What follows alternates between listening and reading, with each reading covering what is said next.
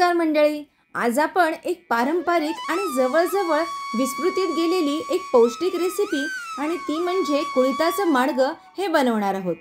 कुळीथ एक सुपरफूड मानलं जातं आणि यामध्ये भरपूर प्रमाणात कॅल्शियम असतं। थंडीच्या दिवसात सर्दी, खोकला किंवा ताप आला असेल ना, तर हे माडगं पिण्याने शरीराला एक वेगळीच ऊब आणि ताकद मिळते। पण हे बनवण्याची एक खास पारंपरिक पद्धत आहे जी आज मी तुमच्यासोबत शेअर करणार आहे। तर चला या पौष्टिक आणि साध्या सोप्या रेसिपीला आता सुरुवात करूया। कुळिथाचं माडगं बनवण्यासाठी इथे मी 1 चमचा कुळिथाचं पीठ या वाटीमध्ये घेत आहे। जर तुमच्याकडे कुळिथाचं पीठ नसेल तर तुम्ही अख्खे कुळीथ असतील तर ते तव्यावर भाजून मिक्सरमध्ये त्याचं पीठ करून वापरलं तरीही चालेल। आता या कुळिथाच्या पिठात थोडंसं पाणी घालायचंय आणि हे व्यवस्थित मिक्स करून घ्यायचं आहे। कुळिथाच्या पिठामधल्या सर्व गुठळ्या व्यवस्थित फोडून घ्यायच्या आहेत। पीठ व्यवस्थित मिक्स झालेलं आहे। आता माडगं करायला घेऊया। आता मी एका कढईमध्ये 2 कप पाणी घेतलेलं आहे आणि ते गरम करत ठेवलेलं आहे। त्यामध्ये आता मी पाव कप गूळ घालते। गुळाचं जे प्रमाण आहे ते तुम्ही तुमच्या गोडाच्या आवडीप्रमाणे कमी जास्त करून घेऊ शकता। हे गूळ आता या पाण्यात व्यवस्थित मिक्स करून घ्यायचंय।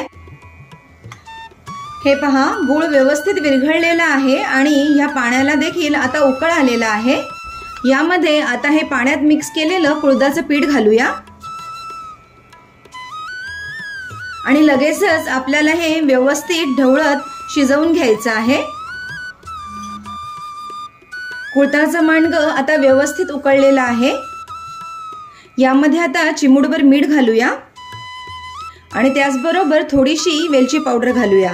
याने छान याला फ्लेवर येतो।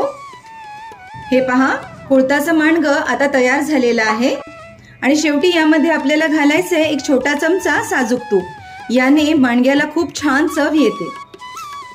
आणि आता गॅस बंद करूया। हे पिण्यासाठी तयार आहे। पारंपरिक, शरीराला ऊर्जा देणारं, शक्तिवर्धक आणि भरपूर कॅल्शियम असलेलं कुळिथाचं माडगं तयार आहे।